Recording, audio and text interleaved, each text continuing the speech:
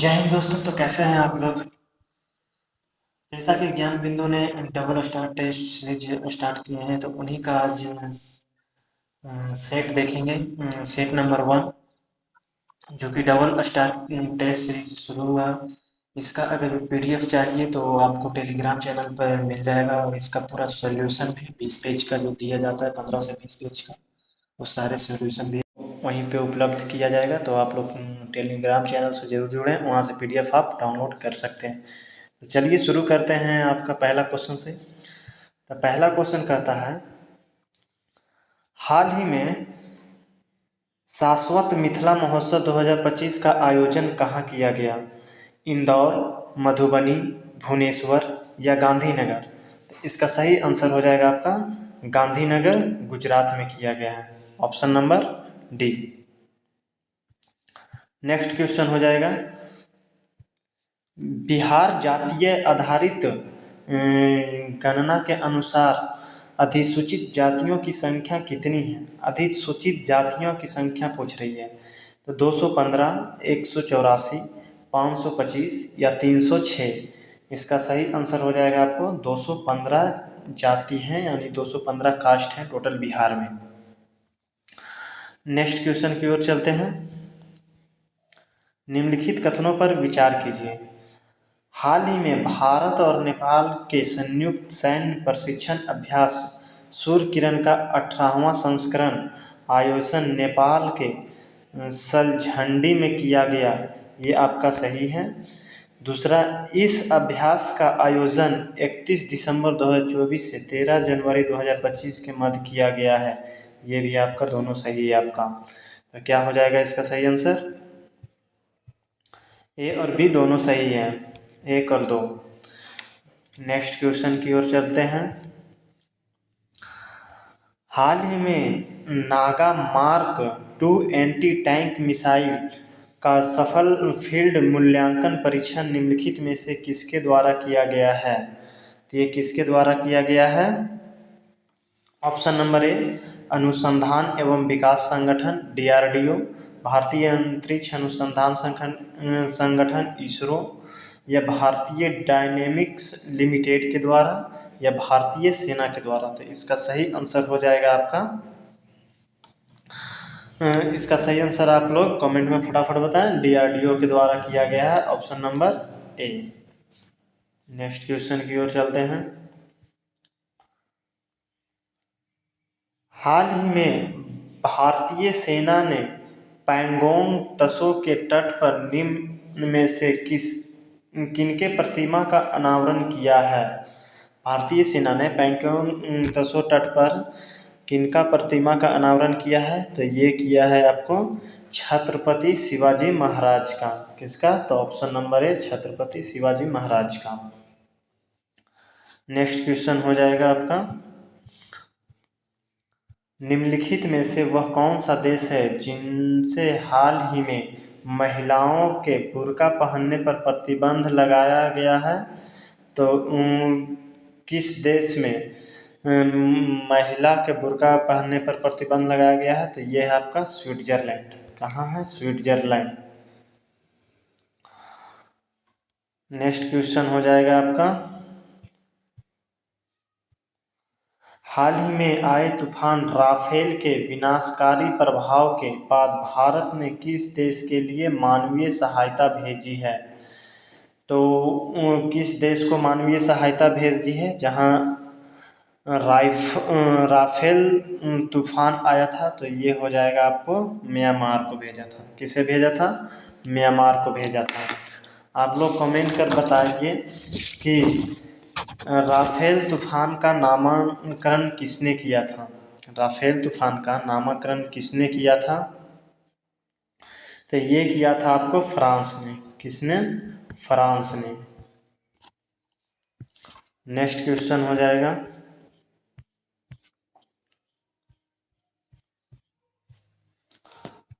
जनवरी 2025 में 23वां दिव्य कला मेला का आयोजन कहाँ किया गया है? मेजर ध्यानचंद नेशनल स्टेडियम नई Delhi, Akota stadium Vadodara Gujarat, Pataliputra sports complex Patna या कुंभा स्टेडियम बूंदी राजस्थान कहाँ किया गया है? तो ये किया गया आपको अकोटा स्टेडियम बड़ोदरा गुजरात में किया गया। कहाँ? गुजरात में किया गया है। नेक्स्ट क्वेश्चन, जागृति ऐप और जागो ग्राहक जागो ऐप का निर्माण किस संस्था के छात्रों ने किया है? तो किस छात्र ने किया है? तो IIT Delhi, IIT BHU, IIT Patna या आईआईटी मुंबई, किसने किया है? कमेंट में बताएं फटाफट। तो ये किया है आपको आईआईटी बीएचयू ने। किसने किया है? आईआईटी बीएचयू ने किया है। नेक्स्ट क्वेश्चन, हाल ही में आयोजित हुए भारत के 76वें गणतंत्र दिवस का केंद्रीय विषय क्या था?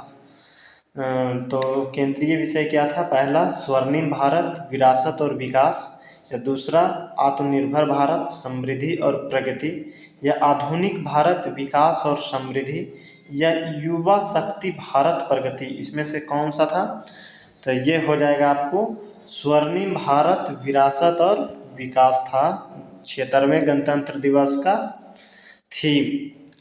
नेक्स्ट क्वेश्चन हो जाएगा आपका, हाल ही में ऑस्कर 2025 के लिए सर्वश्रेष्ठ विदेशी फिल्म की श्रेणी में भारत की कौन सी फिल्म चुनी गई है? तो ये कौन चुना गया है? पहला है sunflower, where the first ones to know, या 12वीं फिल्म जवान, या लापता लेडी। तो इसका सही आंसर हो जाएगा लापता लेडी। क्या हो जाएगा आपका सही? लापता लेडी। इस फिल्म को किसने बनाया था? किस निर्माता कौन है? किरण राव है। कौन है? किरण राव। किरण राव है। किरण राव। नेक्स्ट क्वेश्चन हो जाएगा आपका, केरल सरकार ने हाल ही में आपदा से निपटने के लिए कौन सी प्रणाली लॉन्च की है? तो एनडीआरएफ, कावाचम, साइक्लोन वार्निंग सिस्टम, या दिशा। तो ये कौन सा प्रणाली लॉन्च किया है? तो कवचम लॉन्च किया है। Option number B. क्या हो जाएगा? ऑप्शन नंबर बी आपका सही आंसर हो जाएगा। नेक्स्ट क्वेश्चन,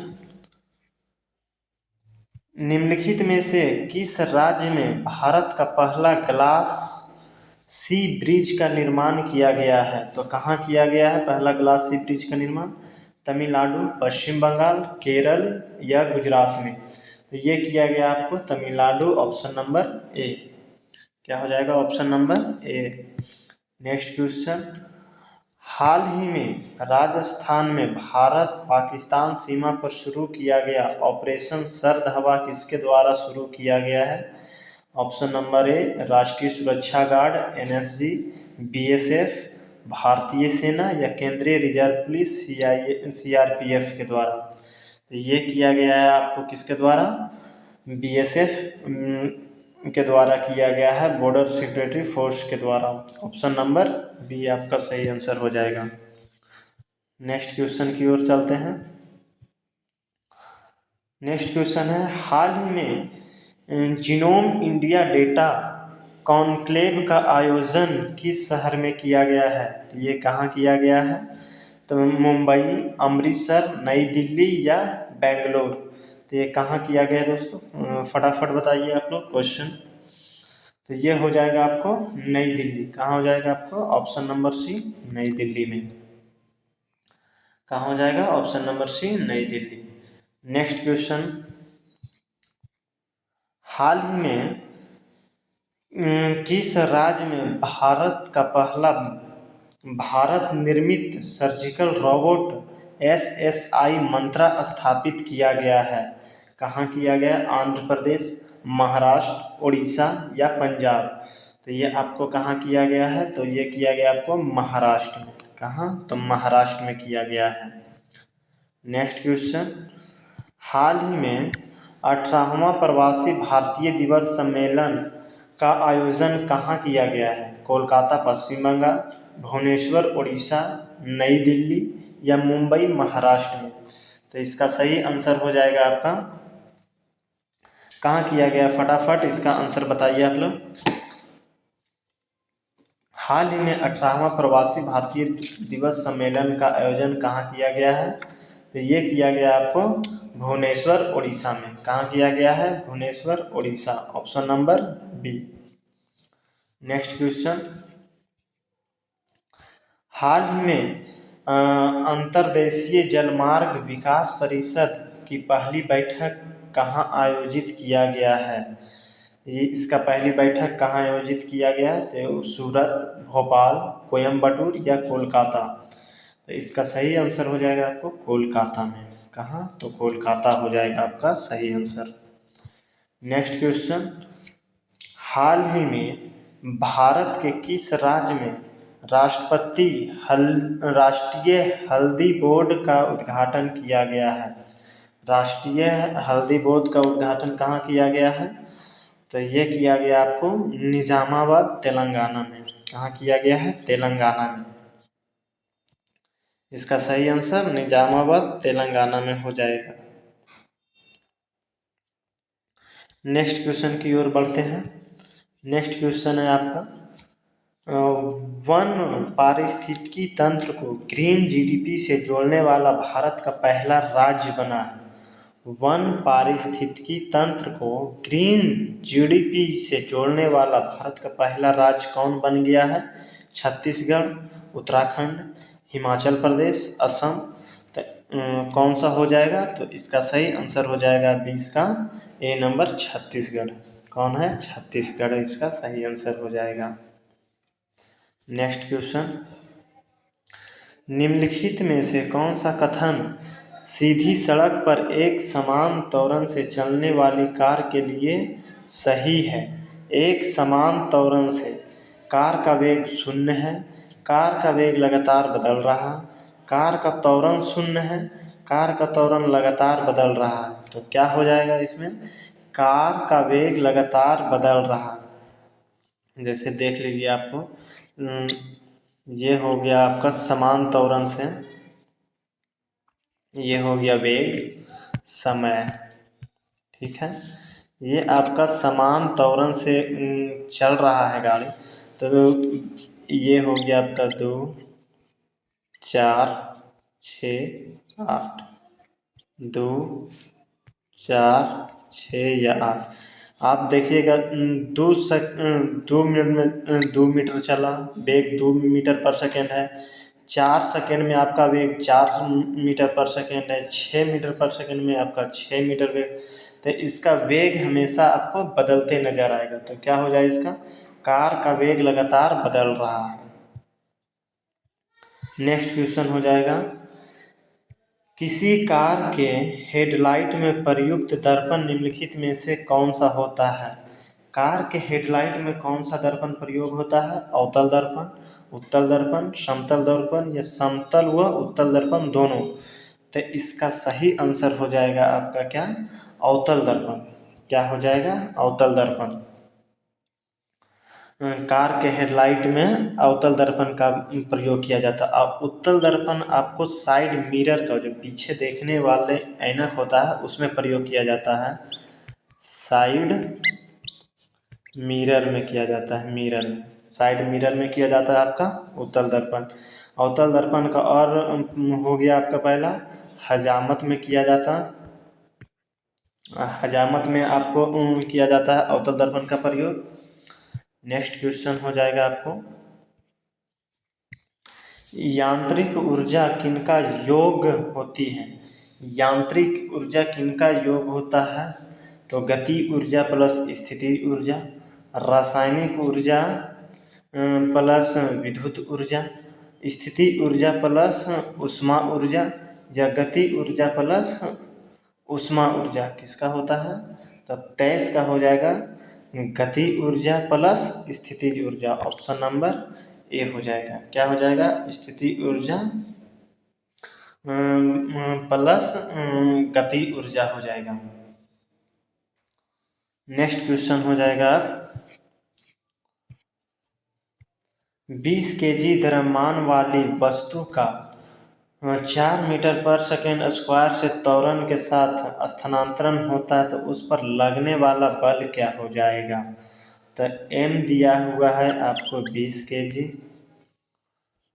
a दिया हुआ है आपको 4 मीटर पर सेकेंड स्क्वायर, पूछ रहा है आपसे f, बल पूछ रहा है आपसे। तो इसका क्या हो जाएगा आपको ऑप्शन फटाफट दीजिए। तो F बराबर हो जाता है मास गुने त्वरण हो जाता है। क्या हो जाता है मास गुने त्वरण।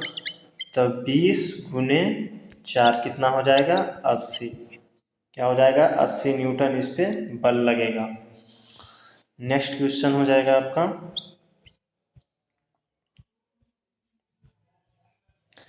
अभी तक आप लोग चैनल पे नए हैं तो चैनल को सब्सक्राइब कर ले और चैनल को बेल आइकन जरूर ऑन कर ले, ताकि जितने भी 20 सेट होने वाले हैं आगामी, वो सारे सेट का नोटिफिकेशन आपको मिलता रहे और वो सारा सेट का सॉल्यूशन आपको पीडीएफ के तौर पे टेलीग्राम चैनल पे उपलब्ध करा दिया जाएगा। आप लोग वहाँ से डाउनलोड कर सकते हैं।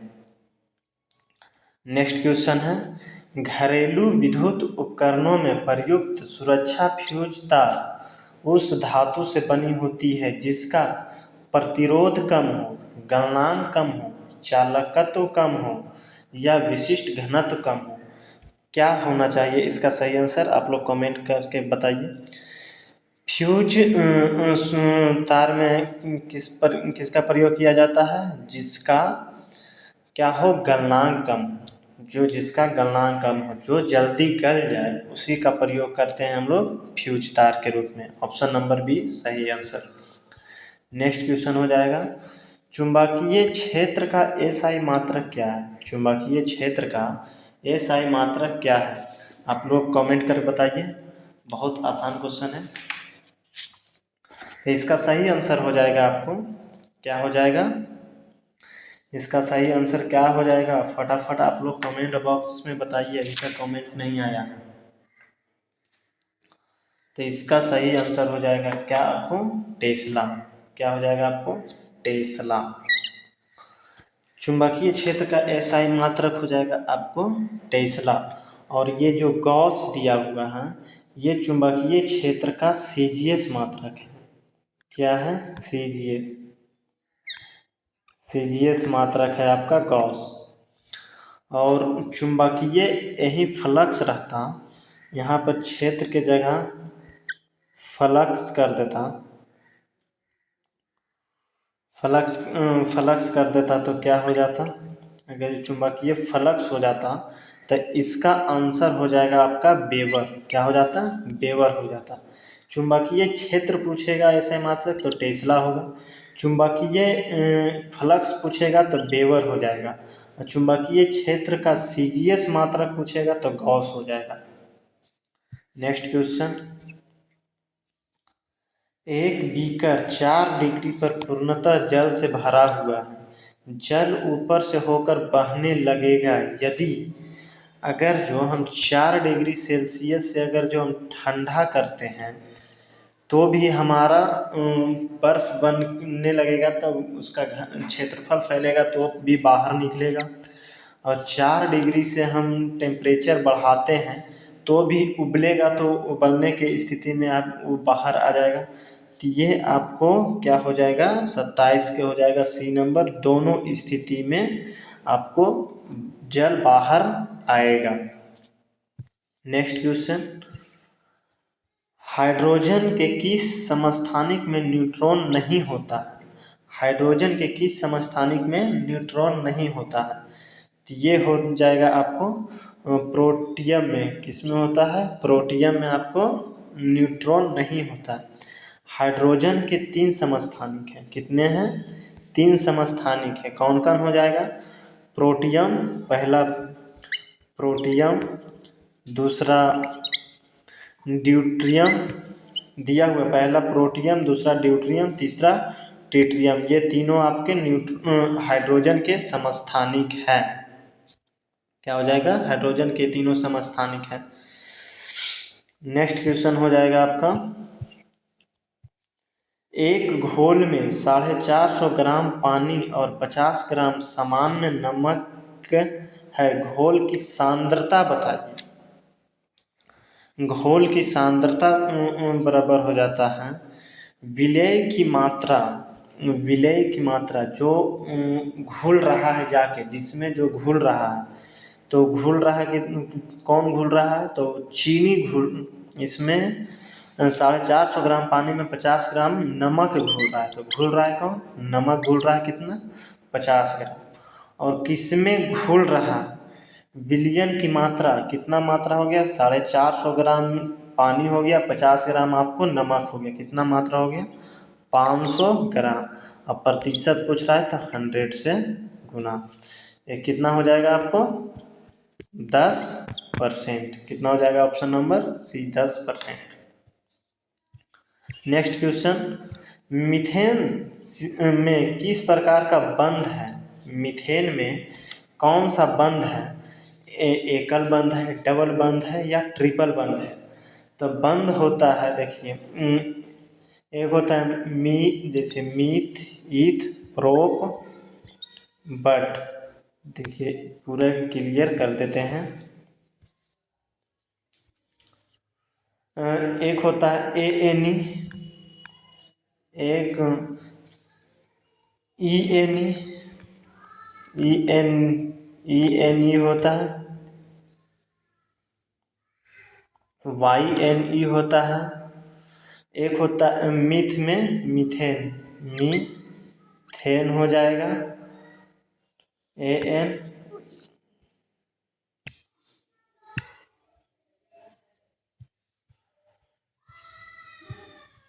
फिर से इसको समझाते हैं हम। जैसे ये हो गया मीथ, ईथ, प्रोप, तो इसको हम लोग करते हैं AN होता है मीथेन, प्रोपेन, EN होता है, YN होता है, मीथेन हो जाता है। तो इसमें ANE लगा रहेगा तो इसमें सिंगल बॉन्ड होता है, इसमें सिंगल बॉन्ड, इसमें होता है आपको डबल बॉन्ड, ENE में डबल बॉन्ड, YNE में ट्रिपल बॉन्ड होता है। क्योंकि ये कार्बन के जितने कार्बन रहेंगे उसके कार्बन के 2 गुना, कार्बन के 2 गुना प्लस 2 हाइड्रोजन होता है। इसीलिए मीथेन में देखते होंगे मीथेन का हो जाएगा CH4 हो जाएगा। तो ये कार्बन का 2 गुना का 2 जाता है, 1 गुना 2 प्लस 2 है, तो इसमें रहेगा सिंगल बॉन्ड। इसमें क्या हो जाएगा आपको सिंगल बॉन्ड हो जाएगा। जैसे आप लोग को हम दिखाते हैं C, और इसको H से अगर जो बैठाना है तो क्या करेंगे, H सिंगल बॉन्ड, H, देखिए सिंगल बॉन्ड पर गया, तो इसमें क्या हो जाएगा आपको सिंगल बॉन्ड, क्या हो जाएगा आपका सिंगल बॉन्ड। और डबल बॉन्ड हो जाएगा ANE में, ANE में हो जाएगा, और ट्रिपल बॉन्ड हो जाएगा YNE में। Next question, plaster of Paris के सेट होने की प्रक्रिया में क्या होता है। प्लास्टर ऑफ पेरिस सेट होता है तो उसके प्रक्रिया में क्या होता है, अनहाइड्रेट के बनने का हाइड्रेशन होता है, या डिहाइड्रेशन की प्रक्रिया होता है, ऑक्सीडेशन की प्रक्रिया होता है, या डिंक्शन की प्रक्रिया होता है। इसका क्या होता है, तो अनहाइड्रेट के बनने का हाइड्रेशन होता है, option number A. Next question, निम्नलिखित में से कौन सा कथन सही या गलत है। H2S हवा में जलकर H2O प्लस SO2 देता है, ये आपका सही है।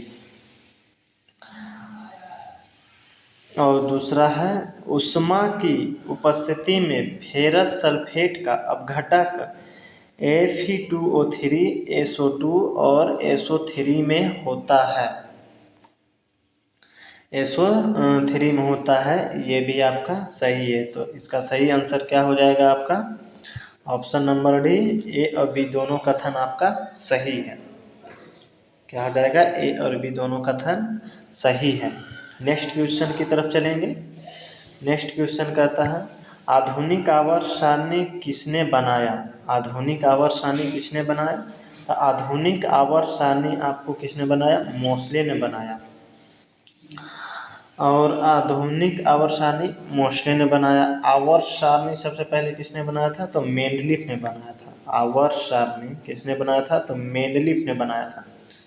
पूछेगा सिर्फ आवर्त सारणी, ये नहीं पूछेगा सिर्फ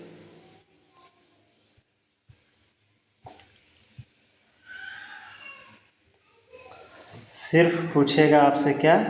आवर्त सारणी। तो ये हो जाएगा मेंडलीफ। आधुनिक लगा जाएगा तो मोसले हो जाएगा। क्या हो जाएगा?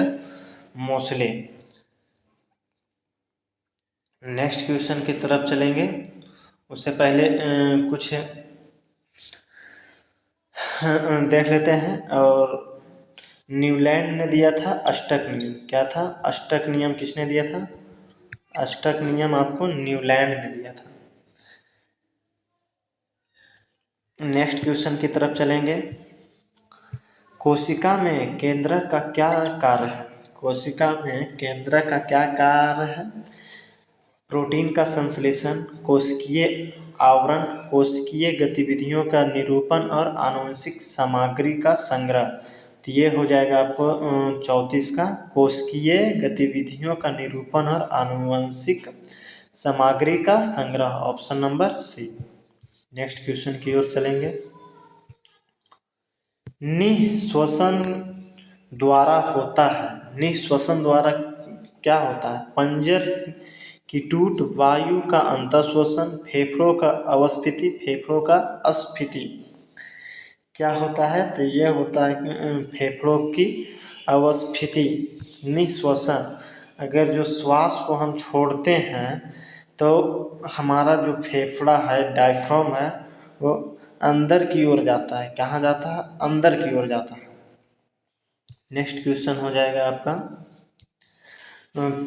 फलों और बीजों में निम्नलिखित में से किस पादप हार्मोन की उच्च सांद्रता होती है?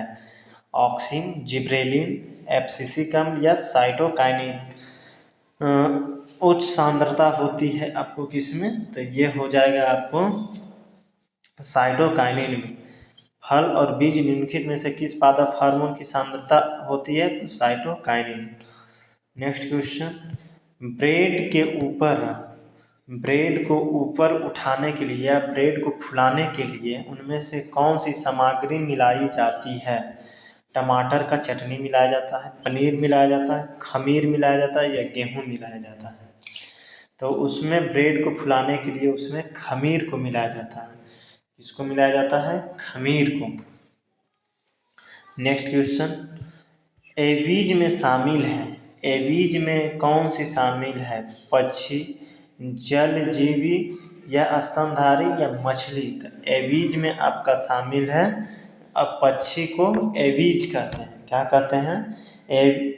पक्षी अत्यधिक विविध जानवर है जो कई आकार और साइज के होते हैं, उसे एवीज कहते हैं। एवीज में और कौन कौन से आ जाएंगे आपको? शुतुरमुर्ग आ जाएंगे। एवीज में आपको पक्षी, शुतुरमुर्ग आ जाएंगे, बाघ आ जाएगा। क्या आ जाएगा? बाज आ जाएगा। सॉरी, बाज नहीं, बाज आ जाएगा। बाज के बाद चीता आ जाएगा। चीता, उल्लू आ जाएगा। ये सभी आपको एवीज में शामिल होते हैं, एवीज। नेक्स्ट क्वेश्चन, निम्नलिखित में से कौन सा एक रूपांतरित तना है? रूपांतरित तना शकरकंद, आलू, मूली या गाजर? तो इसका सही आंसर हो जाएगा आलू। हम लोग रूपांतरित तना को खाते हैं। मूली हमारा एक जड़ है। क्या है? जड़ है। गाजर भी हमारा एक भूमिगत जड़ है। शकरकंद भी हमारा भूमिगत जड़ है। बट आलू हमारा एक तना है। क्या है? तना। नेक्स्ट क्वेश्चन, निम्नलिखित में से कौन गर्भ निरोधक है? गर्भ निरोधक कौन कौन सा है? कॉपर टी, कॉन्डम, डायफ्राम या ये सभी? तो गर्भ निरोधक कहने का मतलब है इनमें से कौन कौन से चीज का उपयोग करेंगे जिसमें कोई भी स्त्री गर्भवती नहीं होगी। तो आप कॉपर टी का यूज कर सकते हैं, कॉन्डोम का यूज कर सकते हैं, डायफ्राम का यूज कर सकते हैं। तीनों आपका ये सभी आपका गर्भ निरोधक है जो निषेचन की प्रक्रिया को रोकता है। नेक्स्ट क्वेश्चन हो जाएगा, मानव मस्तिष्क का निम्नलिखित में से कौन सा भाग बुद्धि एवं चतुराई का केंद्र है? तो कौन सा हो जाएगा? सेरिब्रम, मेडुला, सेरिबेलम या हाइपोथैलेमस? ये हो जाएगा आपको सही हो, सेरिब्रम हो जाएगा। क्या हो जाएगा? सेरिब्रम। क्या हो जाएगा? सेरिब्रम हो जाएगा आपको सही आंसर। और पूछेगा मस्तिष्क का सबसे बड़ा भाग कौन है? तो ये भी हो जाएगा आपको सेरिब्रम हो जाएगा, सबसे बड़ा भी आपका सेरिब्रम है।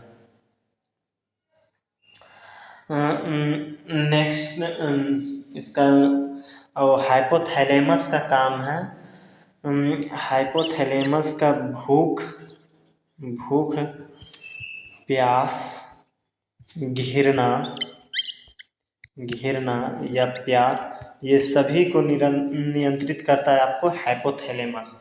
कौन करता है आपको? हाइपोथैलेमस करता है।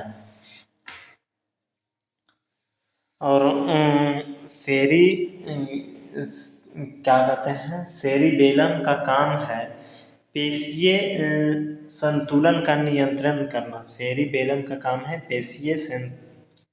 पेशीय जो हमारे शरीर के सभी भाग को इसको संतुलित करने में मदद करता है आपको सेरिबेलम। नेक्स्ट क्वेश्चन हो जाएगा आपको,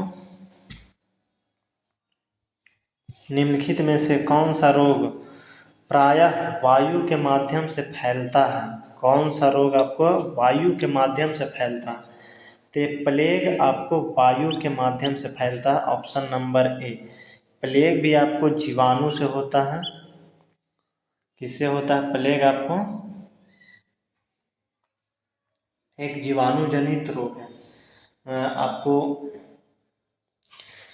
टाइफाइड भी जीवाणु जनित रोग है, हैजा भी जीवाणु जनित रोग है। ये सभी आपको जीवाणु जनित रोग है।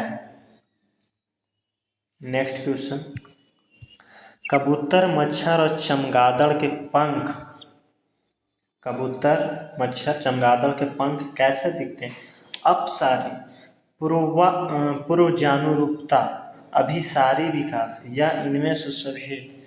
तो ये हो जाएगा आपको अभिसारी विकास उसमें दिखता है। सभी का काम एक ही है बशर्ते आकार और डिजाइन अलग है। नेक्स्ट क्वेश्चन हो जाएगा आपको सुमेलित करना है,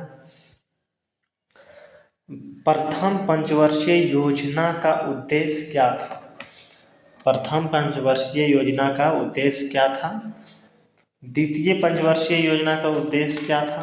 तृतीय पंचवर्षीय पांचवी पंचवर्षीय योजना का उद्देश्य क्या था? और 12वीं पंचवर्षीय योजना का उद्देश्य क्या था?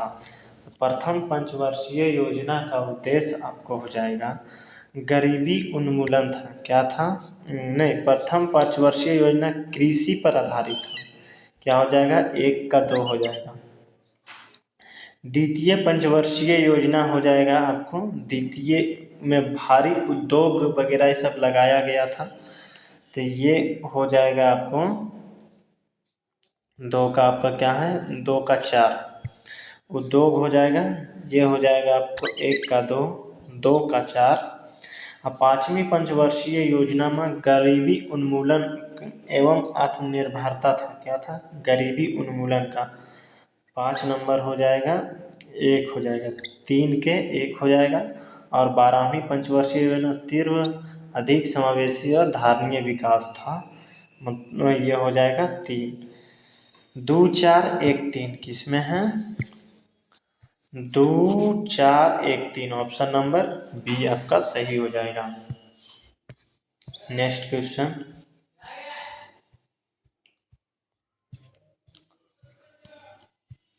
निम्नलिखित में से मौद्रिक नीति के कौन कौन से उपकरण हैं? मौद्रिक नीति के कौन कौन से उपकरण हैं? बैंक दर, रेपो दर, नकद आरक्षित अनुपात, वैधानिक सरलता अनुपात, रिजर्व रेपो दर। तो कौन कौन से हो जाएगा?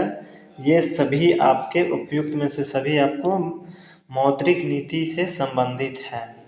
नेक्स्ट क्वेश्चन, सीमांत बचत प्रवृत्ति की परिभाषा है समांत बचत हो जाएगा आपको सेविंग, तो डेल्टा एस बटा डेल्टा वाई हो जाएगा। और वहीं अगर जो आपसे ये बोल देता, वहीं आपसे बोल देता ये उपभोग सीमांत प्रवृत्ति, उपभोग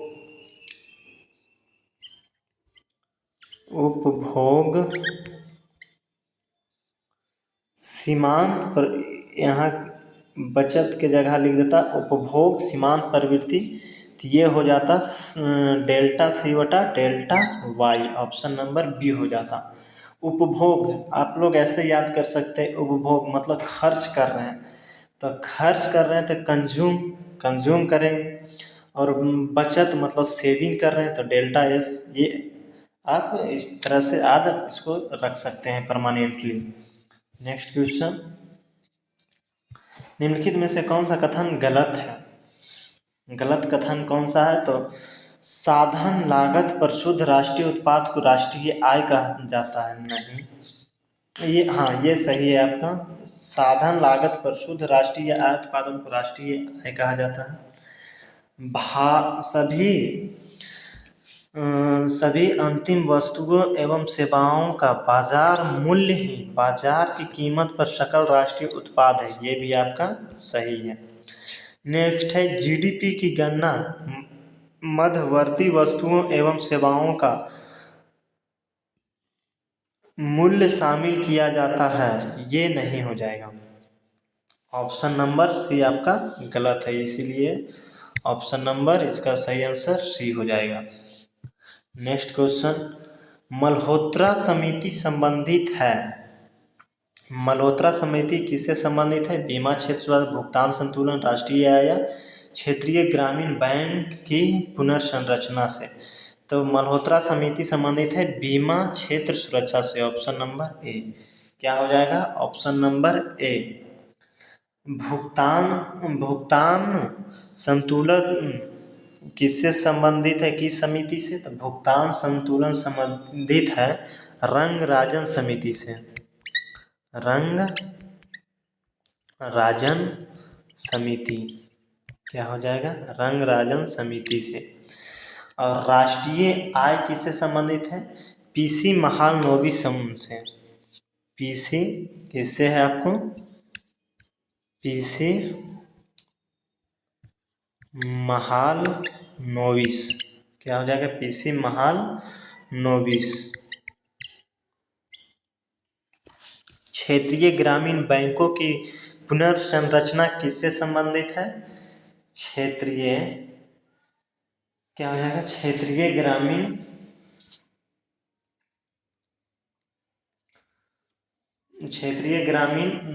बैंक पुनर्संरचना किससे संबंधित है? तो ये हो जाएगा आपको भंडारी समिति से। भंडारी समिति किससे हो जाएगा? भंडारी समिति से। नेक्स्ट क्वेश्चन, सारगैसो सागर स्थित है। सारगैसो सागर कहाँ स्थित है? तो उत्तरी अटलांटिक महासागर में स्थित है। कहाँ है? उत्तरी अटलांटिक महासागर में। वीडियो अच्छा लग रहा हो तो प्लीज़ सभी लोग एक लाइक जरूर कर दें। नेक्स्ट क्वेश्चन, निम्नलिखित में से कौन सा एक युग्म सुमेलित नहीं है?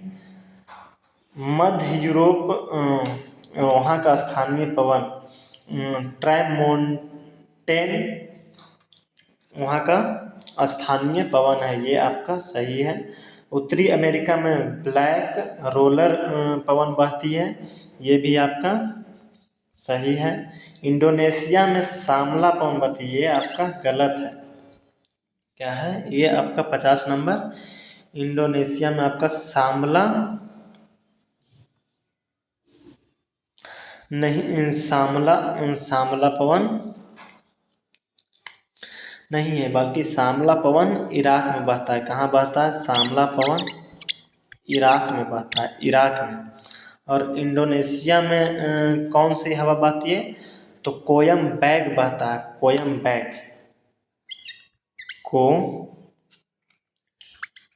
यम कोयम बैंग हो जाएगा। क्या हो जाएगा? कोयम बैंग आपको इंडोनेशिया में बहता है। नेक्स्ट क्वेश्चन, राजस्थान का केवलादेव राष्ट्रीय उद्यान किसके लिए प्रसिद्ध है? केवलादेव उद्यान किसके लिए प्रसिद्ध है? तो पक्षी के लिए। क्या हो जाएगा?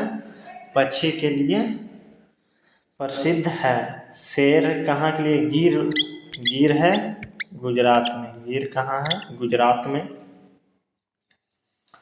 नेक्स्ट क्वेश्चन हो जाएगा आपको,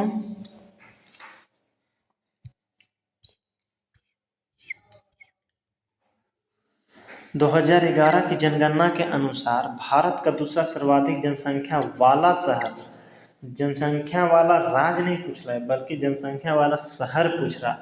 तो शहर हो जाएगा दूसरा दिल्ली। कौन सा हो जाएगा? दिल्ली हो जाएगा आपका दूसरा। पहला में आता है मुंबई, दूसरा में दिल्ली आ जाएगा। और वहीं पूछता सर्वाधिक जनसंख्या वाला राज्य, तो राज्य में यहाँ शहर ना पूछ के राज्य पूछता तो पहला में आ जाता आपको यूपी, दूसरा में आ जाता आपको, पहला में यूपी आ जाता, दूसरा में आपको महाराष्ट्र आ जाता। कौन आ जाता? महाराष्ट्र, महाराष्ट्र हो जाता। नेक्स्ट क्वेश्चन, राष्ट्रीय राजमार्गों का चौराहा नाम से प्रसिद्ध कानपुर किन नदी के किनारे स्थित है? राष्ट्रीय राजमार्ग का चौराहा किसे कहते हैं? तो कानपुर को कहते हैं। और कानपुर किस नदी के किनारे स्थित है? तो कानपुर है आपका कहाँ? गंगा नदी के किनारे। कहाँ है? गंगा नदी के किनारे। सरयू है कहाँ? अयोध्या, सरयू नदी के किनारे। अयोध्या आपको सरयू नदी के किनारे। यमुना है आपको कोची का है? दिल्ली, दिल्ली है यमुना नदी के किनारे। कहाँ है? दिल्ली है यमुना नदी के किनारे। और गोमती क्या हो जाएगा आपको? नेक्स्ट क्वेश्चन की ओर चलते हैं। वान सागर परियोजना निम्नलिखित में से किस नदी पर स्थित है? वान सागर परियोजना है, वान सागर परियोजना सोन नदी पर है। वान सागर परियोजना किस नदी पर है? तो वान सागर परियोजना सोन नदी पे है। इसका निर्माण कब हुआ था? तो इसका निर्माण हुआ था वान सागर परियोजना का 1978 में। कितना में हुआ था? 1978 में हुआ था। नेक्स्ट क्वेश्चन हो जाएगा आपको, इसमें देख लेते हैं 3 वो है। दामोदर नदी पर कौन है? दामोदर घाटी परियोजना। नर्मदा नदी पर कौन है? नर्मदा नदी।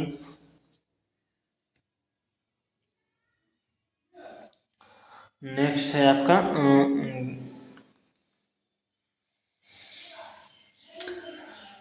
भागनांगल परियोजना।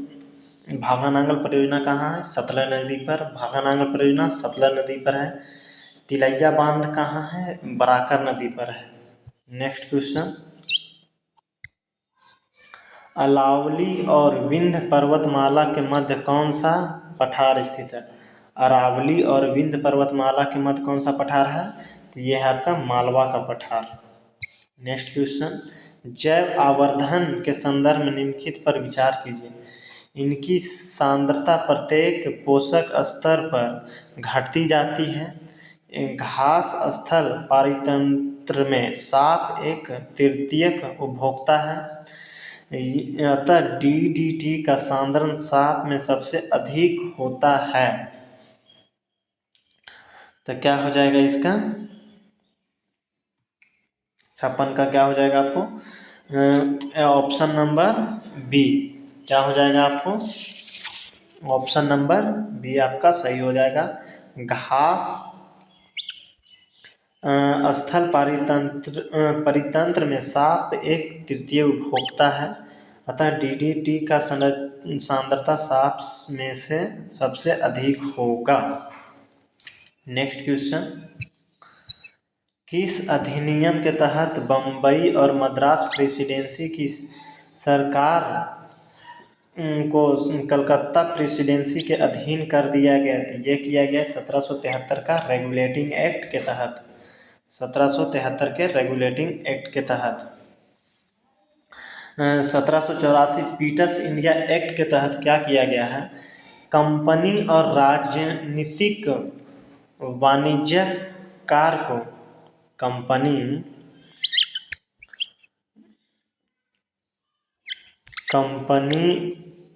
और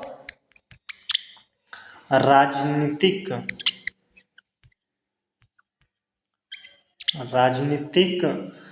कार को अलग किया गया है। कंपनी और राजनीतिक कार को अलग किया गया आपको 1784 के पीटर्स इंडिया एक्ट के तहत। और 1813 के चार्टर एक्ट के तहत क्या किया गया है? ये भारत में कंपनी के व्यापारिक एकाधिकार को समाप्त कर दिया गया है। कंपनी के व्यापारिक एकाधिकार को समाप्त कर दिया गया है। भारत में कंपनी का एकाधिकार को समाप्त किया गया 1813 के चार्टर एक्ट के तहत। और 1833 का चार्टर एक्ट कंपनी ही विशुद्ध यानी कि पूर्णतः प्रशासनिक इकाई बन गया है। प्रशासनिक इकाई बन गया था कब? कंपनी प्रशासनिक इकाई बन गया था 1833 के चार्टर एक्ट के तहत। पहले बंगाल प्रेसिडेंसी और कलकत्ता प्रेसिडेंसी, मद्रास और बम्बई प्रेसिडेंसी को 1773 के रेगुलेटिंग एक्ट के तहत मिलाया गया।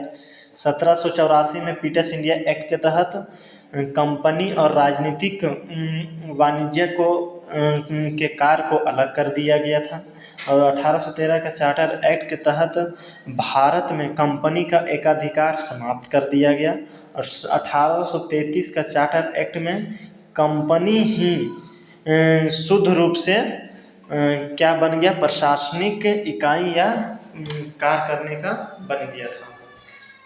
नेक्स्ट क्वेश्चन, निम्नलिखित में से कौन सा समिति पंचायती राज के विकास से संबंधित नहीं है? तो कौन सी समिति नहीं संबंधित है पंचायती राज से? तो ये हो जाएगा राजमन्नार समिति। राजमन्नार समिति आपको संबंधित नहीं है, पंचायत से संबंधित नहीं है, बल्कि केंद्र राज्य संबंधियों के पुनर्गठन से संबंधित है। केंद्र राज्य पुनर्गठन से संबंधित है। पुनर्गठन क्या हो जाएगा? पुनर्गठन। राजमन्नार समिति कब बना था? 1969 में। 1969 में। और जीवीके राव समिति है पंचायती राज से, ये थे 1900 कब बना? 1986 में। जीवीके राव समिति 1986 में। एल.एम. सिंघवी समिति कब बना? सॉरी, कुछ तो गलत हो गया है। जीवीके राव समिति 1985 में बना। एल.एम. सिंघवी समिति 1986 में बना। और थुंगन समिति कब बना? 1988 में। कब बना? 1988 में। नेक्स्ट क्वेश्चन, जीवन तथा व्यक्तिगत स्वतंत्रता का संरक्षण का अधिकार भारतीय संविधान के किस अनुच्छेद में वर्णित है?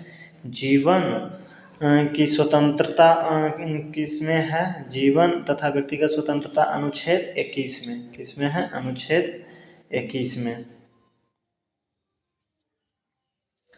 नेक्स्ट क्वेश्चन हो जाएगा आपका, निम्नलिखित में से किसकी नियुक्ति राज्यपाल द्वारा नहीं की जाती है? मुख्यमंत्री, राज्य के महाधिवक्ता, राज्य पुनर्निर्वाचन आयुक्त, उच्च न्यायालय के न्यायाधीश। किसको राज्यपाल द्वारा निर्वाचित नहीं किया जाता है? तो ये हो जाएगा उच्च न्यायालय के न्यायाधीश। उच्च न्यायालय के न्यायाधीश को कौन करता है? राष्ट्रपति। राष्ट्रपति करता है नियुक्त। मुख्यमंत्री को राज्यपाल करता है नियुक्त। राज्य के महाधिवक्ता को राज्यपाल करता है और राज्य के निर्वाचन आयुक्त को भी राज्यपाल करता है। 60 हो गया, 61 हो जाएगा आपको। किस संविधान संशोधन के तहत लोकसभा सीटों की संख्या 525 से बढ़ाकर 545 कर दी गई थी? तो यह किया गया था आपको 31वां संविधान संशोधन 1972 में। कब? 1972 में किया गया था। लोकसभा में 545 से बढ़ाकर 545 सीट किया गया था। नेक्स्ट क्वेश्चन, केंद्र राज्य संबंधों के संदर्भ में निम्नलिखित कथनों पर विचार कीजिए। भाग 11 में अनुच्छेद 245 से 255 तक विधायी संबंध का चर्चा है, ये आपको बिल्कुल सही है। दूसरा हो जाएगा आपको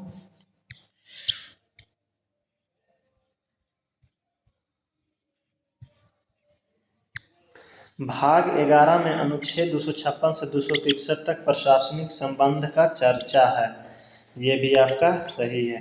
भाग 11 अनुच्छेद 268 से 293 तक वित्तीय संबंध की चर्चा, ये नहीं। अनुच्छेद 268 से 293 तक वित्तीय संबंध की चर्चा है, बट भाग 11 में नहीं, भाग 12 में है। कितना में है? भाग 12 में वित्तीय संबंध है। तो इसलिए कौन सा कथन सत्य है? तो एक तो आपका क्या हो जाएगा? सत्य हो जाएगा। नेक्स्ट क्वेश्चन, क्या कहता है? भाग 1 में क्या है? भाग 1 क्या कहता है आपको? संघ एवं उसका राज्य क्षेत्र है। क्या हो जाएगा? संघ एवं उसका राज्य क्षेत्र हो जाएगा। एक का एक हो गया। भाग 8 क्या कहता है? भाग 8 आपात उपवन, संघ एवं राज्यों के अधीन लोक सेवाएं, केंद्र शासित प्रदेशों प्रशासन से संबंधित है। तो 2 का हो जाएगा आपको 4। और भाग 14 है लोक सेवा, 3 के सी के 3 हो जाएगा। और डी है भाग 18 में क्या कहता है? आपातकाल है, तो 1 का 2 हो जाएगा। 1 4 3 2 क्या है? 1 4 3 2 1 4 3 2 option number D. Next question, निम्नलिखित कथनों में से कौन सा कथन असत्य है? अनुच्छेद 76 भारत के महान्यवादी, अनुच्छेद 76 भारत के महान्यवादी होगा, ये आपका सही है। अनुच्छेद 78 राष्ट्रपति को प्रधानमंत्री की सूचना प्राप्त करना, ये भी सही है। अनुच्छेद 78 के तहत राष्ट्रपति प्रधानमंत्री से सूचना प्राप्त कर सकता है। अनुच्छेद 28 संसद के सत्र या सत्रावसर को भंग करना, ये आपका सही नहीं है। ऑप्शन नंबर सी हो जाएगा आपको इसका सही आंसर। नेक्स्ट क्वेश्चन, यदि एक घन के विकर्ण की लंबाई 6√3 सेंटीमीटर हो तो घन के किनारे की लंबाई कितनी हो जाएगी? इसको फटाफट सॉल्व करके आंसर बताइए। तो इसका हो जाएगा आपको ऑप्शन नंबर ए 6 सेंटीमीटर। कैसे हो गया? घन का विकर्ण होता है डी बराबर √3a। क्या होता है? विकर्ण बराबर √3a। तो भुजा हो गया आपको क्या? भुजा हो गया आपको विकर्ण की लंबाई दिया हुआ है आपको 6√3 और भुजा निकालना है 3a। तो ये कितना हो जाएगा? भुजा बराबर हो जाएगा आपको, ये से कट गया तो a बराबर 6 हो जाएगा आपको, यही लंबाई है। Option number A. Next question, दो उम्मीदवारों के बीच एक चुनाव में 72% मत प्राप्त करने वाला एक उम्मीदवार 572 मतों के बहुमत से निर्वाचित होता है। डाले गए मतों की कुल संख्या ज्ञात कीजिए। डाले गए कुल मत, मान लीजिए 100% वोट पड़ा था। चुनाव में 72% मत प्राप्त करने वाला उम्मीदवार विजेता कितना पाया? किसी भी मतदान में 100% मत पड़ता है, तो विजेता ने पाया 72%। ठीक है। और तो हारने वाला कितना पाया होगा? ऑफकोर्स 28% पाया होगा। और क्या कहता है?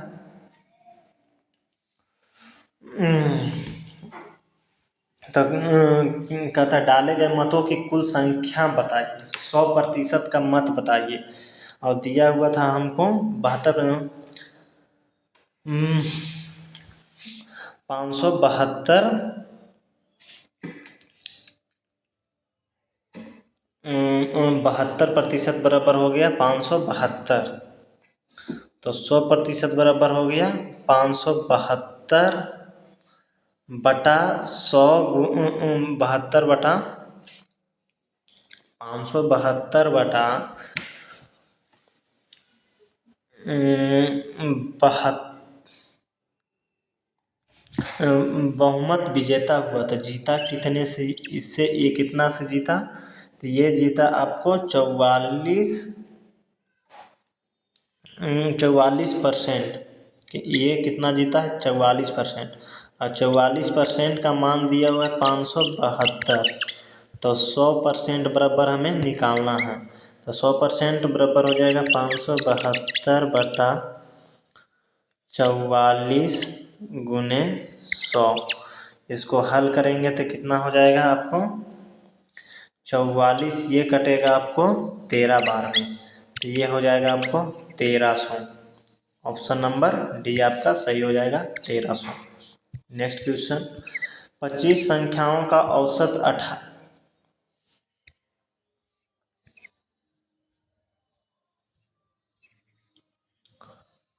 25 संख्याओं का औसत 18 है। उसमें पहली 12 संख्याओं का औसत 14 है, और उसमें अंतिम 12 संख्याओं का औसत 17 है। तो 13वां संख्या का औसत क्या होगा? तो 22 संख्याओं का औसत, तो ये हो जाएगा आपको कितना?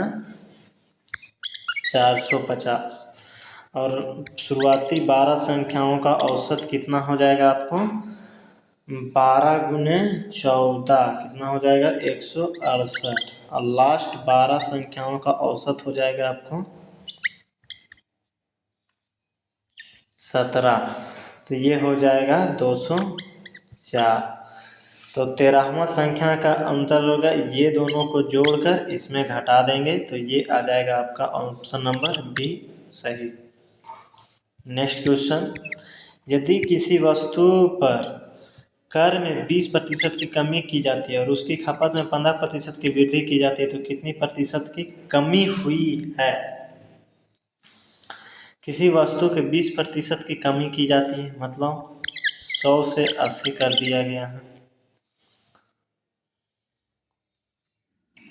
और खपत में 15% वृद्धि की जाती है, 100 से 115 कर दिया गया।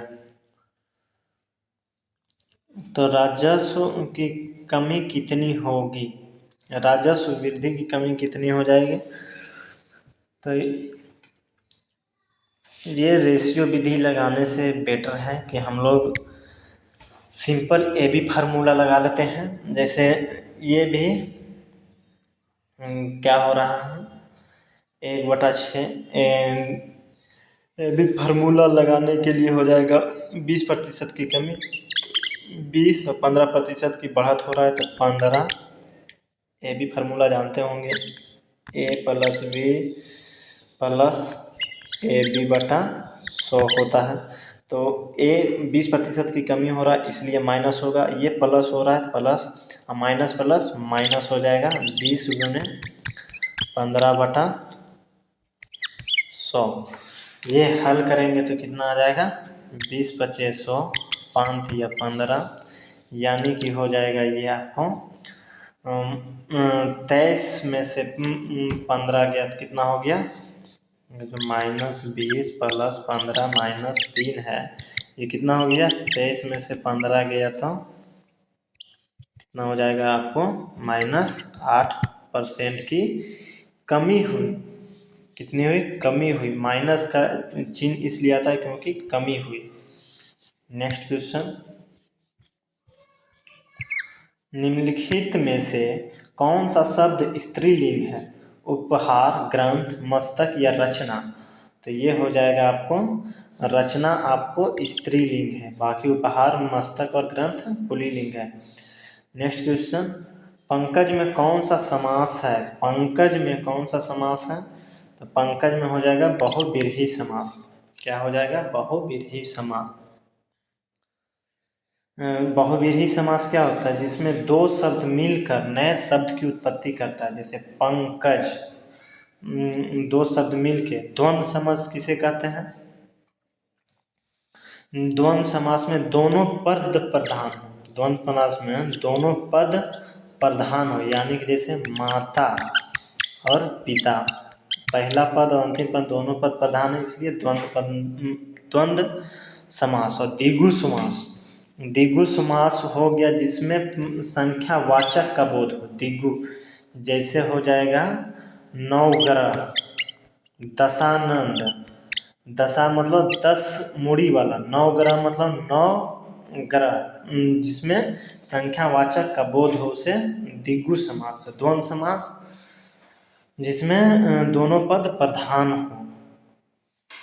नेक्स्ट क्वेश्चन, आम जिस तरह से फल से संबंधित है, आलू किससे संबंधित होगा, आलू हो जाएगा आपको तना से संबंधित, क्योंकि आलू एक तना है, ना कि जड़, फल, फूल ये सब नहीं है। नेक्स्ट क्वेश्चन, 11 165 से संबंधित है, तो 209 किससे संबंधित है, 209 किससे संबंधित हो जाएगा आपको,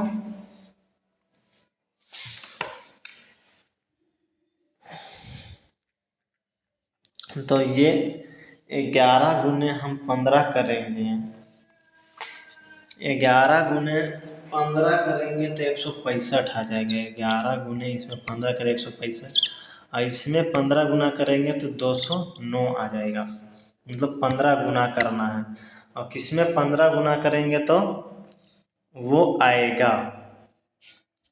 तो करते हैं 12 को 15 गुने 12 करेंगे 180 आएगा, 180 को गुने 15 करेंगे तो 228 आएगा, option number C. Next question, Rome को मोर लिखा जाता है, तो डेयर को किस प्रकार लिखा जाएगा,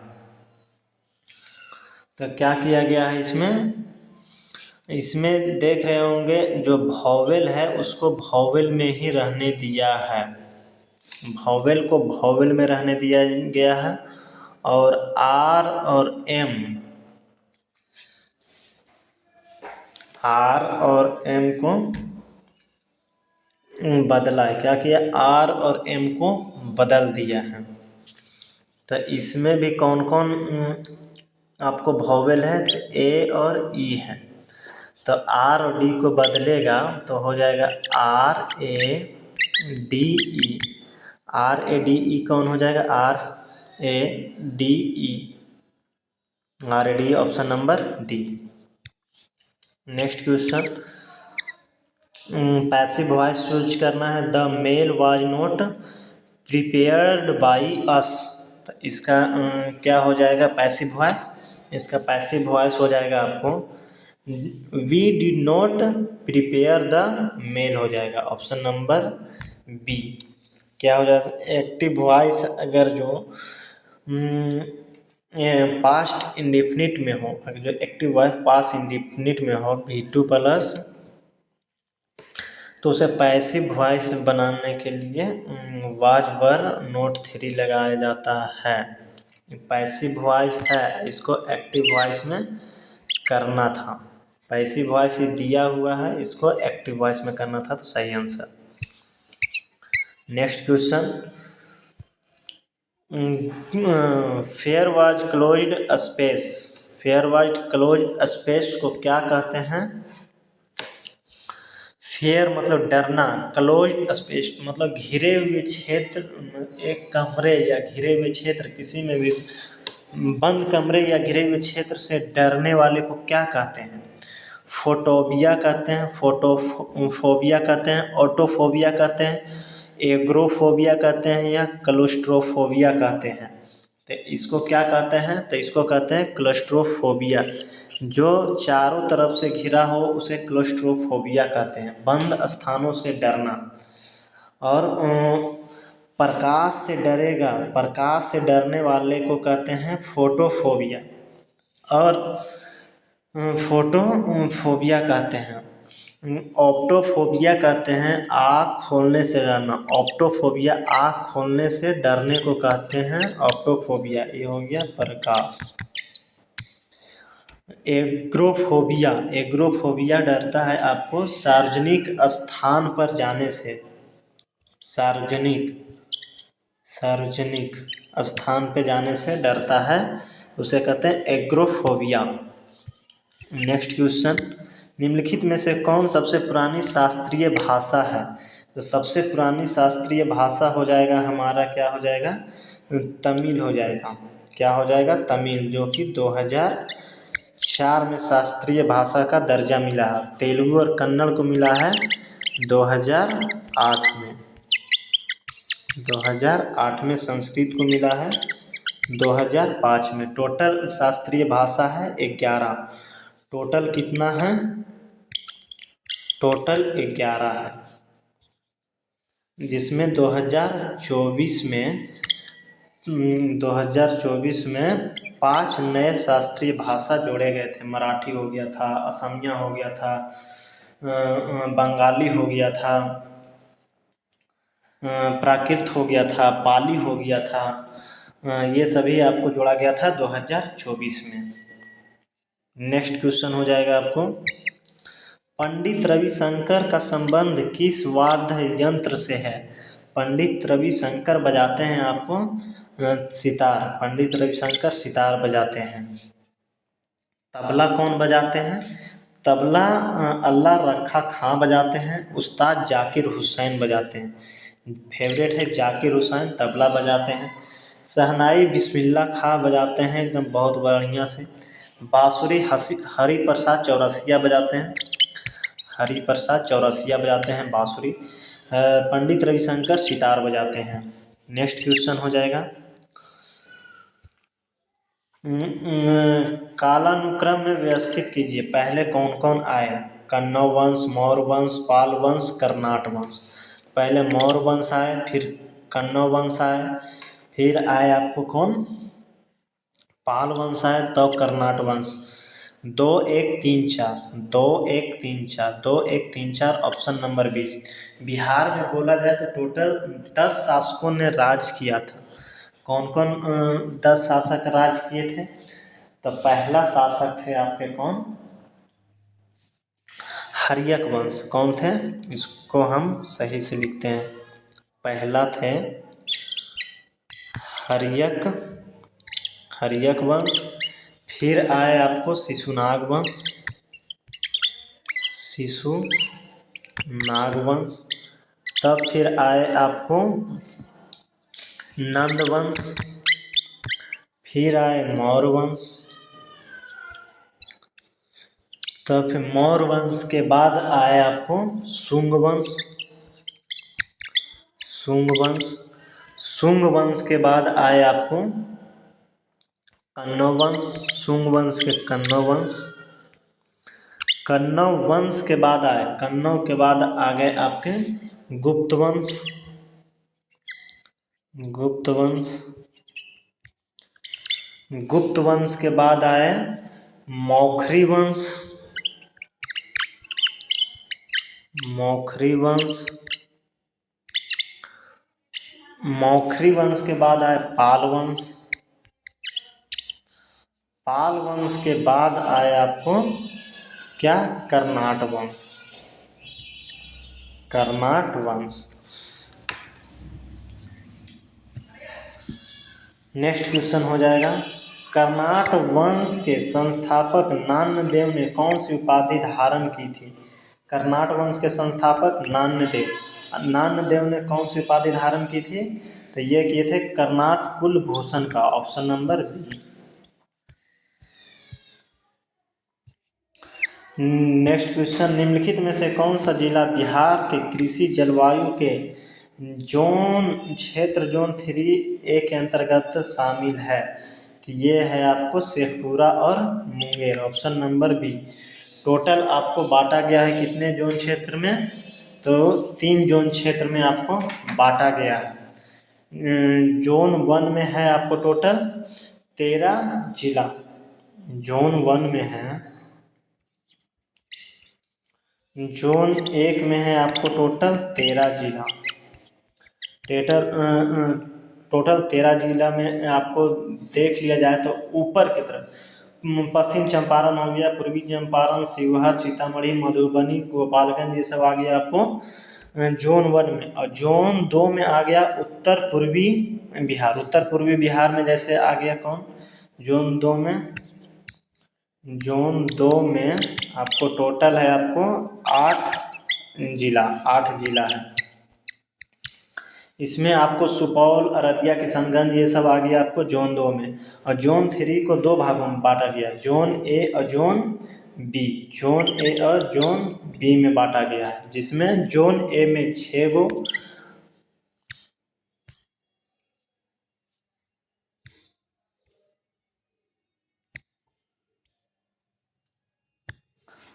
और जोन बी में हो जाएगा आपको 11। नेक्स्ट क्वेश्चन, फ्रांस में राज्य द्वारा तीसरे स्टेट के लोग से वसूल किए जाने वाले करों को क्या कहते थे? ये कहते थे टाइल कहते थे। फ्रांस में 3 स्टेज होते थे, प्रथम स्टेज, द्वितीय स्टेज और तृतीय स्टेज। प्रथम स्टेज में कौन कौन रहते थे? तो पादरी लोग रहते थे। कौन कौन रहते थे प्रथम स्टेज में? पादरी लोग रहते थे प्रथम स्टेज में, पादरी। द्वितीय स्टेज में रहते थे कौन? द्वितीय स्टेज में कुलीन वर्ग रहते थे, कुलीन वर्ग, कुलीन या कर्मचारी वगैरह। तृतीय स्टेज में कृषि ये सब रहते थे। तो पादरी और कुलीन को आपको वसूली या उसको टैक्स नहीं देना पड़ता था, बल्कि तृतीय स्टेज को देना पड़ता था। और तृतीय स्टेज को जो टैक्स देना पड़ता था, जो वसूल किया जाता था, उसे टाइल कहा जाता था। नेक्स्ट क्वेश्चन, अक्टूबर क्रांति संबंधित है किससे? अक्टूबर क्रांति संबंधित है रूस की क्रांति से। किससे है? रूस की क्रांति से। रूस की क्रांति से संबंधित है तृतीय स्टेज। नेक्स्ट क्वेश्चन हो जाएगा आपका, निम्नलिखित में सुमेलित कीजिए तथा कूट को प्रयोग करते सही उत्तर दीजिए। हाथी गुफा किसने बनाया था? तो हाथी गुफा आपको खारवेल ने बनाया था। तो 1 के 2। एहोल अभिलेख किसने बनाया था? एहोल अभिलेख पुलकेशिन द्वितीय ने बनाया था। जूनागढ़ अभिलेख रुद्रदामन ने बनाया था। जूनागढ़ अभिलेख रुद्रदामन ने बनाया था। भीतरी स्तंभ अभिलेख किसने बताया था? तो ये बनाया था स्कंदगुप्त ने। 2 3 1 4, 2 3 1 4 कौन हो जाएगा? Option number A. Next question, अभिलेखों का अध्ययन कहलाता है, अभिलेखों का अध्ययन कहलाता है आपको एपिग्राफी कहलाता है, एपिग्राफी। नेक्स्ट क्वेश्चन, निम्नलिखित कथनों पर विचार कीजिए। कंदरिया महादेव का मंदिर द्रविड़ शैली में बना है। गुप्त शासकों ने शीशे के सिक्के सर्वाधिक जारी किए थे। गुप्त शासकों ने शीशे के सिक्के सर्वाधिक जारी किए थे। ये आपका गलत है, ये आपका सही है, ऑप्शन नंबर ए। गुप्त शासकों ने सर्वाधिक स्वर्ण सिक्के जारी, स्वर्ण सिक्के, और शीशे के सिक्के जारी किया था सातवाहन ने, सातवाहन। नेक्स्ट क्वेश्चन, निम्न में से कौन वेदयत्री का हिस्सा है? वेदयत्री हिस्सा है यजुर्वेद। कौन हो जाएगा? Option number 2 Yajurveda. यजुर्वेद ऋग्वेद और सामवेद। त्रिय का हिस्सा है। पहले 3 ही वेद हुआ करते थे, यथुर्वेद को बाद में जोड़ा गया, इसीलिए 1 2 3 1 2 3 हो जाएगा option number C. Next question, ब्राह्मण साहित्य को कालानुसार अवरोही क्रम में सजा। अवरोही मतलब घटते क्रम में, कौन सबसे बड़ा, फिर छोटा, फिर छोटा, फिर छोटा है, तो वेद सबसे बड़ा है, उसके बाद ब्राह्मण, उसके बाद आरण्यक, तब उपनिषद आता है, option number A. Next question, Vedang की संख्या कितनी है। वेदांग की संख्या कितनी है, वेदांग 6 है। कितने हो जाएंगे, वेदांग है आपको, वेदांग है 6, वेद 4, वेदांग 6, और आपका क्या हो जाएगा, वेद, वेदांग, पुराण हो जाएगा, पुराण हो जाएगा 18। नेक्स्ट क्वेश्चन, दिल्ली सल्तनत काल के दौरान प्रचलित विभिन्न विभागों को सुमेलित करें। दीवान विराजत किससे संबंधित था, विराजत वित्त विभाग से संबंधित था। एक का हो जाएगा सी नंबर, एक का हो जाएगा सी नंबर। दीवान ए आरिज, आरिज था, क्या था, आरिज था सैन्य विभाग से, तो 2 का हो जाएगा ए। दीवान ए रिसायल, दीवान ए रिसायल था आपको, जिसे संचार पत्रकार विभाग या विदेशी दीवान ए रिसायल था, दीवान ए रिसायल था आपको विदेश मंत्री से, रिसायल था विदेश मंत्री से, मतलब डी। और 4 का हो जाएगा डी, CADB, CADB हो जाएगा option number A. Next question, Akbar द्वारा शुरू किए गए विभिन्न सुधारों को उसके कालक्रम के अनुसार कौन सही है। तो 1862 में दास प्रथा, 1863 में जजिया कर, 1864 में तीर्थ यात्रा कर समाप्ति, 1852 में इलाही धर्म की शुरुआत हुआ था। तो 1882 में इलाही धर्म की शुरुआत नहीं, 1864 में तीर्थ यात्रा को समाप्त किया, ऑप्शन नंबर सी। दास प्रथा को अंत किया था कब, दास पर 1862 में, ए और डी हो जाएगा, ए और इसका सॉरी 90 का हो जाएगा आपको सी नंबर, ए और डी, सॉरी 1862 में दास प्रथा, ये आपका सही था। 1863 में आपको क्या था, तीर्थ यात्रा कर को समाप्त किया था, तीर्थ यात्रा कर को समाप्त किया था, जो हिंदुओं पर लगाया गया टैक्स था जो तीर्थ करने पे। और 1864 में किया गया आपको जजिया कर समाप्त किया गया था, 1864 में जजिया कर समाप्त किया गया, 64 में जजिया कर समाप्त किया गया 64 में, और 82 में दीन इलाही धर्म की शुरुआत की गई। तो इसका सही आंसर हो जाएगा C number, sorry. Next question हो जाएगा, निम्नलिखित में से कौन विदेशी यात्री विजयनगर साम्राज्य में आए थे। कौन से विदेशी नागरिक विजयनगर साम्राज्य में आए थे, तो ये आया था 91 का, कौन हो जाएगा, निकोलस कॉन्टी और सीजर फ्रेडरिक, सीजर फ्रेडरिक दोनों आए थे, ए और सी, ऑप्शन नंबर डी हो जाएगा। नेक्स्ट क्वेश्चन, दक्षिण भारत में भक्ति आंदोलन का उल्लेख सर्वप्रथम किस ग्रंथ में मिलता है, तो ये मिलता है आपको ये मिलता है आपको तिरुमुई और प्रबंधम में, तो ऑप्शन नंबर हो जाएगा सी नंबर। और शिल्पादिक्रम हो जाएगा, क्या हो जाएगा, शिल्पादिक्रम और मणिमेखला दोनों हैं आपके तमिल के महाकाव्य है, ये दोनों आपके महाकाव्य है, महाकाव्य है तमिल का, किसका है, तमिल का महाकाव्य है। नेक्स्ट क्वेश्चन, तहकीकात कमेटी निम्नलिखित में से किससे संबंधित है? तहकीकात समिति संबंधित है जालियांवाला बाग हत्याकांड से, option number B. Next question, पुर्तगाल अपना फैक्ट्री कहाँ लगाया था? तो पुर्तगाल लगाया था अपना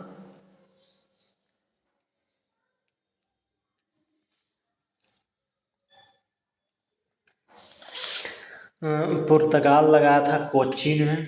कहाँ लगाया था? कोचीन में। और डच कहाँ लगाए थे? तो डच लगाए थे आपको मसूलीपट्टनम में। डेनिस कहाँ लगाया था? तो डेनिस लगाया था आपको ट्रैंकोबार में। और फ्रांसीसी कहाँ लगाए थे? तो सूरत में।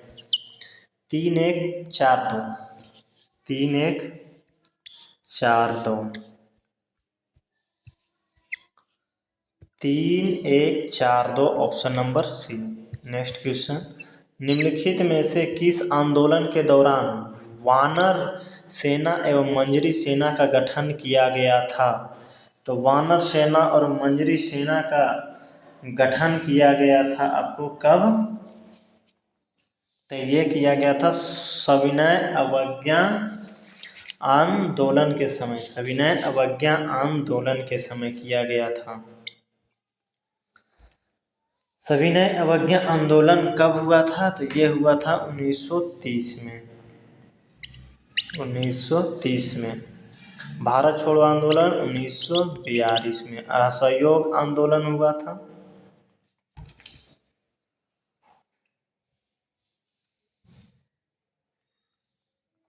और क्या कहता था? असहयोग आंदोलन 1920 में। कब हुआ था? 1920 में असहयोग आंदोलन हुआ था। 1920 में। और स्वदेशी आंदोलन कब हुआ? 1905 में। 1905 में। नेक्स्ट क्वेश्चन, निम्नलिखित में से किसने सहायक संधि स्वीकार नहीं किया था? सहायक संधि स्वीकार किसने नहीं किया था? तो ये थे आपके सी नंबर, होलकर ने आपको सहायक संधि स्वीकार नहीं किया था। नेक्स्ट क्वेश्चन, राजा राम मोहन राय के संबंध में असत्य कथन की पहचान। इन्होंने शुद्ध आंदोलन चलाया था। इन्होंने शुद्ध आंदोलन चलाया था नहीं। अगस्त 1828 में ब्रह्म समाज की स्थापना किया था, ये आपका सही है। अंग्रेजी भाषा में ब्राह्मणलिपि मैगजीन निकाला था, ये भी आपका सही है। तो ऑप्शन नंबर ए आपका हो जाएगा, असत्य कथन। नेक्स्ट क्वेश्चन, नवजीवन नामक पत्रिका का प्रकाशन किसने किया? नवजीवन नामक पत्रिका का प्रकाशन महात्मा गांधी ने किया था। महात्मा गांधी। नेक्स्ट क्वेश्चन, 1916 के लखनऊ समझौता निम्नलिखित में से किनके बीच हस्ताक्षरित हुई थी? 1916 के लखनऊ समझौता हुआ था बाल गंगाधर तिलक और जिन्ना के बीच। और लखनऊ समझौता के अध्यक्ष कौन थे? तो लखनऊ अधिवेशन के अध्यक्ष थे अंबिका चरण मजूमदार। अंबिका चरण मजूमदार। नेक्स्ट क्वेश्चन, इलाहाबाद की प्रथम संधि 12 अगस्त 1765 को निम्नलिखित में से किनके बीच हुई थी? 12 अगस्त को किसके बीच हुआ था? तो 12 अगस्त के बीच हुआ था रॉबर्ट क्लाइव और मुगल बादशाह शाह आलम द्वितीय के बीच। शाह आलम द्वितीय के बीच हुआ था, ऑप्शन नंबर सी। और 12 अगस्त को इसके बीच हुआ था। और 16 अगस्त को किसके बीच हुआ था? 16 अगस्त को हुआ था अवध के नवाब शुजाउद्दौला। और 12 अगस्त को हुआ था। और 16 अगस्त को हुआ रॉबर्ट क्लाइव और अवध के नवाब सिराजुद्दौला, जो कि हुआ था आपको बक्सर का युद्ध। 1764 में हुआ था बक्सर का युद्ध, उसी का संधि हुआ था 1765 में जाकर। इसी के साथ 100 क्वेश्चन समाप्त हुए। वीडियो कैसा लगा कमेंट बॉक्स में बताएं, और चैनल पे नए हैं तो चैनल को सब्सक्राइब जरूर कर लें। Thank you. PDF आपका ये आपको टेलीग्राम चैनल पर मिल जाएगा। सभी लोग लाइक और शेयर जरूर कर दें। धन्यवाद।